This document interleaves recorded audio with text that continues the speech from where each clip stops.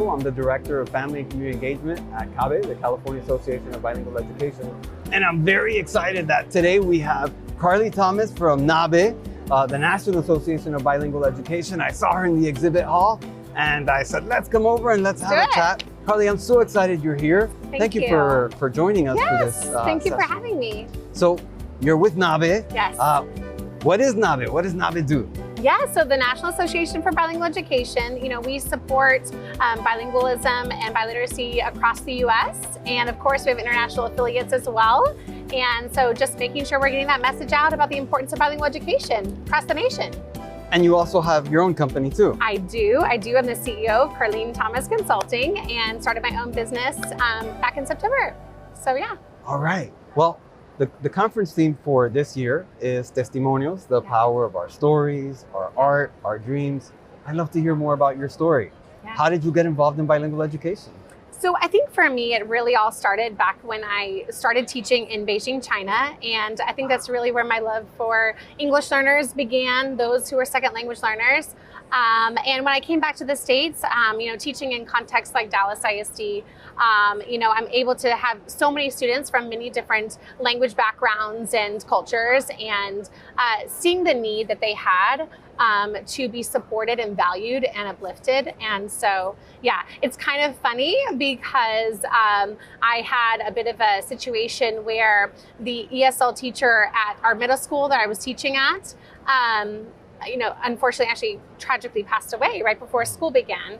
And I had an administrator pass me in the hallway a couple weeks into school, and he was like, "Hey, Thomas, you care about English learners, want to be the LPAC chair," right? Which is the compliance for in Texas. And I was like, sure, yeah. And that small moment really pushed me into learning more about the compliance side of how to support implementation of effective programs. So anyways, small note there. Okay, so tell us more. So you started doing that, and how'd you get to NABE? Yeah, so I'll tell you, and I've really had a transformational experience when it comes to, when we really think about my testimony, when it comes to bilingual education. I did not always believe in bilingual education. No? I didn't. I was. Tell us more. I know it's horrible. I know, but when I was a newbie teacher in my early years, I saw really poorly run bilingual education programs, ineffective and inappropriate practices within the bilingual programs. I also had a lot of just outside voices, coming and telling me that it wasn't helpful, it wasn't beneficial. And it wasn't until I had to be the one to go to research, to read, to learn, to see effective program implementation that I saw, and I had my own, come to Jesus experience of recognizing the benefit of bilingualism, and the oppression that can happen when we don't give students access to having that opportunity for bilingualism. And so that has really perpetuated for me. I feel very missional in what I do, right? In ensuring that not only are students served in our most additive programs like dual language programs, but even in our traditionally subtractive programs like transitional bilingual programs and ESL programs, I want us to be as additive as possible, right? I want us to be able to promote an approach of additive bilingualism within those spaces to ensure that all of our students feel honored and appreciated, valued, and can grow in their full linguistic repertoire. So for the educators that we have listening to us, I think you're right on. We have to grow. What advice or what tips, guidance might you have to share with them about more additive programming? I think one, we have to start with the context that we're in, right? Some of our school districts may even want, for instance, a wonderful dual language program, but maybe the board's not ready, the community is not ready, right? And so you have to work within the system that you're in. And it all comes down to mindset, right? And each individual teacher taking ownership over what's my mindset over my students. Do I have an additive approach? Do I have a deficit mentalities that are coming through? We have to really research ourselves to see where we may be having some of those things coming across to our students on a personal level, right, as educators. And so I think there's an individual aspect, and then there's a collective aspect of then advocating for more systemic changes to ensure that we can shift mindsets of all of the teachers, all of the staff that are in the presence of our students, right? Because that's so impactful, from the cafeteria to the main office, Yes. who involves and who's talking to parents, right? So there's an individual responsibility, and then there's a systemic responsibility to then advocate, because when we know better, we're going to do better. Totally with you. All right. So earlier you shared that you were originally not in favor of bilingual education. Right. And I believe there's still a lot of people who think that. Yeah. But they may not have the experience that you have to see how wonderful it is. Yes. How can we reach them? How can we engage them? How can we get them to see the light? Yes. I think by doing it right? By not, data is not always going to speak to everybody, right? I know from experience, showing people the data, and yes, it's going to take longitudinal time. It's not just going to be overnight, right? But sometimes even in the face of that data, it doesn't always speak to everyone. They need to see it right in front of them. And how we do that is by implementing our programs effectively, right? Appropriately, right? We can't just stick a label on it and call it dual language and then say, woo, we did it so well, right? Or it fails because we're not doing it appropriately, and then say, well, it's because it was dual language, right? And blaming on it because we're not actually following the pillars of dual language and ensuring that we're supporting all of those, and through effective implementation. And I think more importantly than anything, we have to remember the heart of it all is our teachers, the ones who are actually doing the work. Do they feel equipped? Are they fully bought in? Because I can tell you, as I've worked with many districts, particularly in Texas where I reside, I can tell you that some of our dual language teachers need additional understanding training, right? Because if they're not fully bought into the model, then they're not going to be able to really implement in the classroom the biliteracy instruction that's needed to make that program effective, right? So I think teacher training is a huge aspect of that, because it's not just about the pedagogy of how to do it, but it's the why. We have to make sure that our teachers across all programs are bought into the why.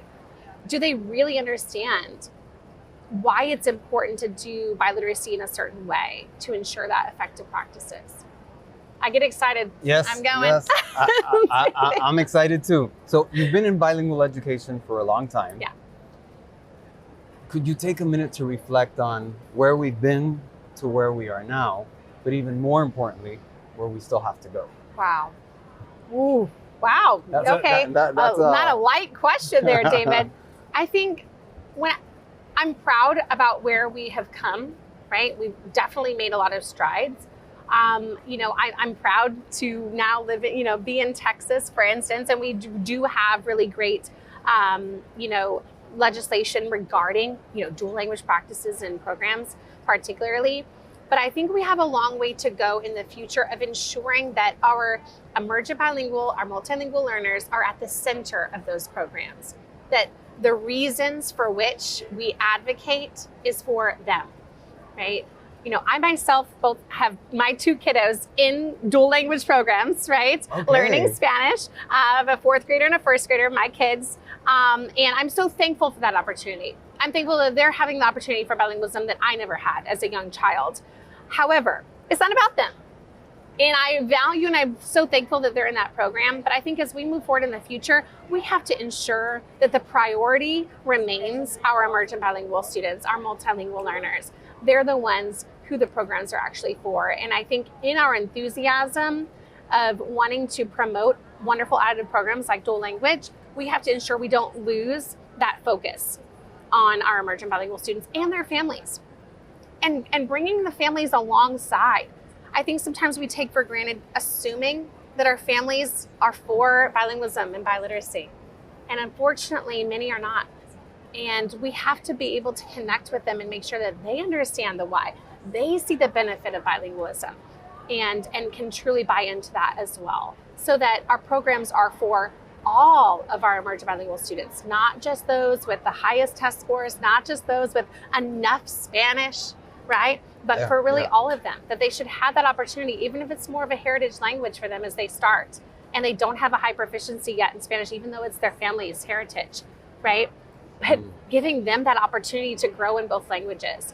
Because when we strip that, from the beginning because they didn't score high enough in Spanish. We see these systemic things happening, right? Yes. So I got off a little bit there, David, but you know what I'm saying here. I think the future, when we think about bilingual education, we have to really ensure that our parents are alongside us, and we have to ensure that our English learners, our emerging bilingual students are at the forefront. Carly, you've mentioned parents and families a few times, and that's just exciting for me because that's my role in CABE, Yes. making sure that we have family engagement and community engagement. But sometimes it's hard. It is. How can we get our community more involved? Yeah. Of course, it's a loaded question because there's such diversity in our families. And context too. Right, absolutely. So there's many things.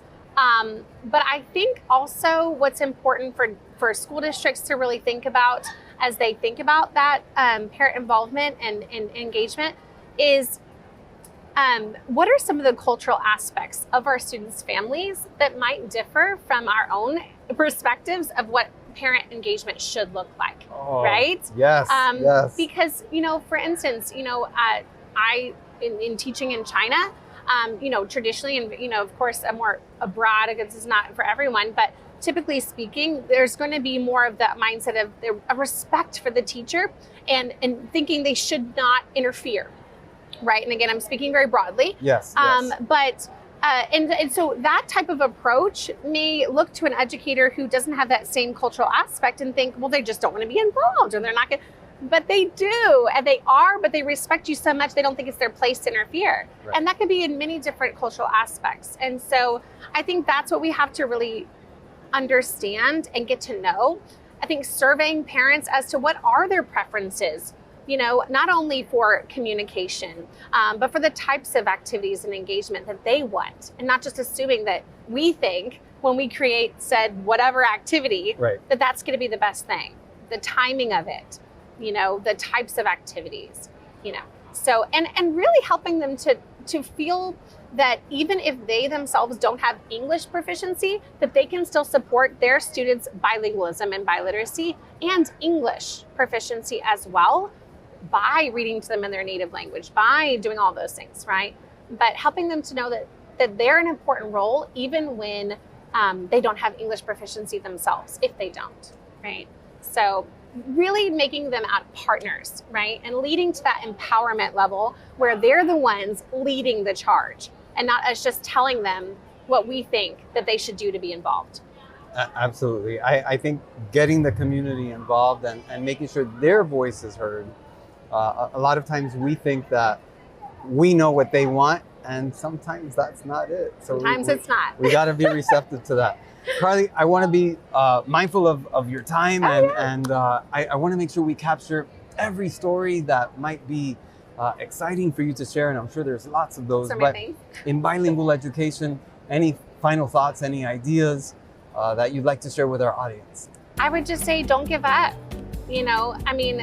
I think, language acquisition takes time, right? And it's such an important facet to our students' belonging, right? And their identity. And so we can't minimize it. But we also have to recognize there's no silver bullet. There's not going to be something we're going to do that's just going to instantly, bilingual, Right. It takes time. It takes investment. We have to stay consistent in our fidelity to program implementation in order to get the outcomes that we desire. Fidelity can be so hard at times, particularly at schools where you have teachers that might change or Right. leadership that might change. Yeah. That's a great message. Carly, thank you so much for this interview. I really enjoyed your stories. I hope you have a great conference. Yes, thank you for having me.